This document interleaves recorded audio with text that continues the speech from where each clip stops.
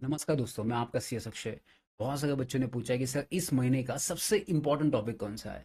तो मैं कहूँगा इलेक्शन कमीशन ऑफ इंडिया, जिसको 75 ईयर्स कंप्लीट हुए हैं। तो अपने को इसके फैक्ट्स पढ़ने पड़ेंगे, क्योंकि ऐसा कोई इंसिडेंट होता है तो क्लैट वाला ना ऐसे टॉपिक को छोड़ता नहीं है भाई साहब। आप चाहे बहुत सारे टॉपिक को उठा के देख लीजिए या क्वेश्चन पेपर को देख लीजिए, ऐसे टॉपिक बहुत आए हैं। तो अपने को पढ़ना क्या है बेसिकली बच्चों, देखिए पीपीटी आपके सामने है। हम हर टॉपिक के लिए पीपीटी बनाते हैं। करियर लॉन्चर आपको हर टॉपिक की पीपीटी देता है, प्लस एमसीक्यू भी देता हो।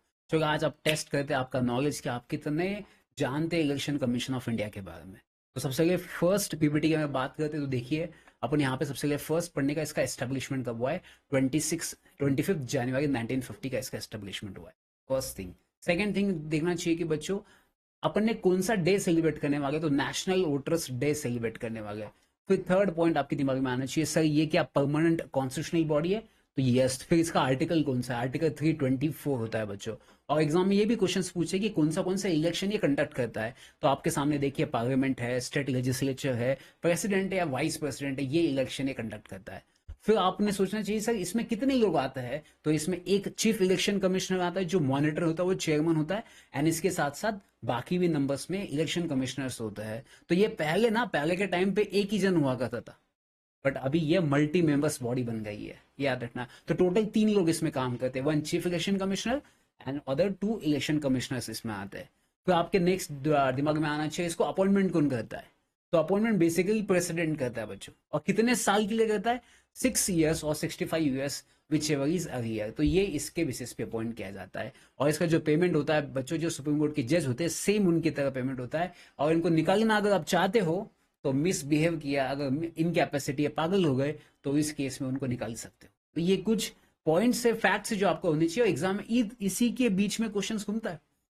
आर्टिकल कौन सा है, कौन सी बॉडी है, स्टेटरी बॉडी या कॉन्स्टिट्यूशनल बॉडी है, कितने लोग हैं, कौन अपॉइंट करता, कितने साल के लिए अपॉइंट करता, ये सब एग्जाम में पूछे जाते हैं।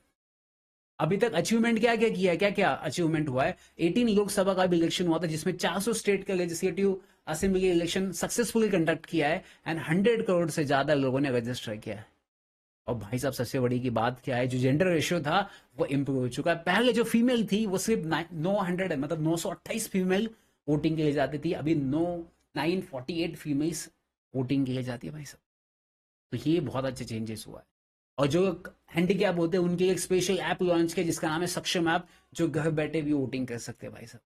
तो इतने सारे चेंजेस हुए, क्या क्या मेजर फंक्शंस है ये देखिए। कौन जुडिशियल फंक्शंस है, पॉलिटिकल पार्टीज को रजिस्ट्रेशन करवाना, एडवाइजरी करना मैटर्स में, ये सिर्फ एडवाइस करते हैं, बट इनका जो रिकमेंडेशन है वो बाइंडिंग नहीं होता है बच्चों किसी के ऊपर। और सबसे मेन बात क्या है, जो बच्चे इस पीपीटी की खास बात होती है और करियर लॉन्चर की खास क्लास की बात होती है, कि इसके हम क्वेश्चंस बनाते हैं। हर टॉपिक के क्वेश्चंस लिए जाते हैं। क्योंकि देखिए बच्चों, क्लैट एग्जाम में सब पढ़ के जाएंगे, बट सब रैंकर नहीं बनते। इसके पीछे रीजन क्या है, क्योंकि क्वेश्चन सबको सॉल्व करने नहीं आता है, पढ़ना तो सबको आता है बच्चों। इसी के लिए जितना प्रैक्टिस ज्यादा करोगे उतना आपके लिए बेहतरीन होगा बच्चों।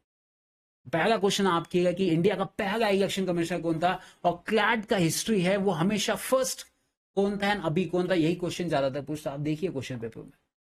तो पूरे इलेक्शन कमिश्नर याद करने की जरूरत नहीं, फर्स्ट एंड अभी वाला याद करना बच्चों।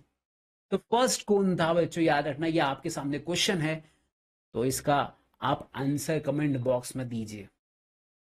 फिर सेकेंड बच्चे, जो आपने पढ़ा था कि कौन से आर्टिकल के अंडर आता है, तो अपन ने पढ़ा था 324 आर्टिकल में आता है। और बच्चों तीसरा जो क्वेश्चन है बहुत लॉजिकल, देखिए अभी आपने पीपीटी पढ़ लिया था, जीके पढ़ लिया, अभी देखिए थर्ड क्वेश्चन क्या है, एकदम कंसेप्चुअल क्लैरिटी पे है। शायद बहुत डिफिकल्टी हो सकती है सॉल्व करने में, क्योंकि आपने सिर्फ जीके पढ़ के गए। अब देखिए बच्चों क्या लिखा है, it was a single member body. ये पहले सिंगल बॉडी हुआ करती थी। The commission consist of 1 election commissioner and 2 election commissioner. इसमें टोटल 3 लोग होते हैं अभी। एंड थर्ड में क्या लिखा है, earlier there was only 1 election commissioner, but after election commissioner amendment act 1989 it become a multi members body. भाई साहब अभी आपने बोला था, सर ने तो ये फैक्ट बोला ही नहीं, ये अमेंडमेंट हुआ है। बट भाई साहब मैंने ये तो बोला था आपको कि पहले एक मेंबर हुआ करता था, अभी 3 लोगों की बॉडी है। मतलब ये अगर कॉन्स्टिट्यूशन में पहले एक मेंबर मेंशन किया होगा 324 में, तो ऑब्वियस बात है उसको चेंज करना पड़ेगा कि नहीं। आप कॉन्स्टिट्यूशन में कोई चीज है, अगर उसको आप चेंज करना चाहते हो तो क्या करना पड़ता है फिर, अमेंडमेंट करना पड़ता है बच्चों। देखिए ये वही अमेंडमेंट है। इसलिए ना कभी कभी आपसे पढ़ के बोल के सोने तो अमेंडमेंट नहीं बोला था, बट भाई साहब देखिए दिमाग के ऊपर थोड़ा जोर लगाए कि अगर कॉन्स्टिट्यूशन में लिखा है 324 आर्टिकल, इसका मतलब इसको चेंज करना पड़ेगा। पहले एक ही मेंबर था, अभी 3 मेंबर बन गए, मतलब अमेंडमेंट वर्ड आना चाहिए। तो ये कोई जीके पढ़ के नहीं होता है, ये क्वेश्चन सॉल्व करने के बाद, दिमाग के ऊपर प्रेशराइज करने के बाद होता है। इसलिए एमसीक्यू प्रैक्टिस करना कितना इंपॉर्टेंट है। यस सुनो, तो अभी आप बताइए मुझे question number first and question number third, इसका आंसर मुझे कमेंट बॉक्स में चाहिए। और जो बच्चा सबसे बेस्ट आंसर देगा, एकदम सही आंसर देगा, सबसे फास्ट आंसर देगा, उसको करियर लॉन्चर की तरफ से एक अनोखा गिफ्ट मिलेगा। और ये आप जल्द से जल्द इसका आंसर आना चाहिए बच्चों। हम आपका इंतजार करें इस आंसर का, और ऐसे टॉपिक ना अपन बहुत डिटेल में करेंगे। अब मुझे बताइए, कभी आप ये टॉपिक भूल पाओगे? अरे सर इलेक्शन कमीशन क्या है सब बताएंगे, 324 constitutional body, first election commissioner, अभी का election commissioner appointed by president, ये सब आपको। अभी जो राजीव कुमार था, इसके पहले जो इलेक्शन कमिश्नर था वो राजीव कुमार था, चीफ इलेक्शन कमिश्नर, और उसके साथ 2 मेंबर्स हुआ था, 3 टोटल लोग हैं। तो एग्जाम की पॉइंट ऑफ व्यू से तीनों के नाम रखना बहुत ईजी है, बहुत ईजी है। तो मैं अभी आपको आज एक टास्क दे रहा हूँ इस क्वेश्चन के थ्रू, ठीक है? आपको कमेंट बॉक्स में अभी का इलेक्शन कमिश्नर, पहले मैंने बताया था कि chief election commissioner Rajiv Kumar था, और उसके साथ 2 इलेक्शन कमिश्नर थे, उनके नाम आपको कमेंट बॉक्स में बताने। एंड इंडिया का पहला, बाकी जो फैक्चुअल डेटा है मैंने वो बता दिया। और ये पीपीटी में ना पूरे क्वेश्चन है, मतलब अराउंड 30-40 क्वेश्चन हर टॉपिक में हम सॉल्व करते हैं, ताकि आपका पढ़ना भी हो जाएगा प्लस सॉल्व करना भी हो जाएगा। एग्जाम में इसके बाद क्वेश्चन ही नहीं आएंगे भाई साहब। अब आप समझिए, आ भी गया क्वेश्चन, मॉडिफाई भी कर दिया, तो इन तीनों में से कोई एक स्टेटमेंट आएगा, जैसे यहाँ पर लिखा है the commission consist of chief election commissioner and 2 election commissioner. ये स्टेटमेंट अगर किसी और क्वेश्चन में है, बट आपको पता है आपने पढ़ा है, ये सॉल्व किया है, तो ये सही होगा। और नीचे क्वेश्चन आया which of the following statement is false, आपको पता है ये ट्रू है, तो ऑटोमेटिकली आपके जो ऑप्शंस के जो सीक्वेंस होंगे वो कम हो जाएंगे, 4 में से 2 ऑप्शंस रह जाएंगे। तो ये बहुत अच्छा होता है। इसलिए बच्चों मैं आपको गारंटी दे रहा हूँ कि अगर आपको मैक्सिमम मार्क्स लेना है तो आपको ये पैटर्न को अडॉप्ट करना पड़ेगा। ये सबसे बेस्ट पैटर्न है बच्चों, अगर इसको आपको इम्प्रूव करना है, ठीक है? अगर आपको हमारी तरफ से कुछ भी ज़रूरत लगी या कुछ भी एडवाइस लगी तो बिंदास कॉल कीजिए।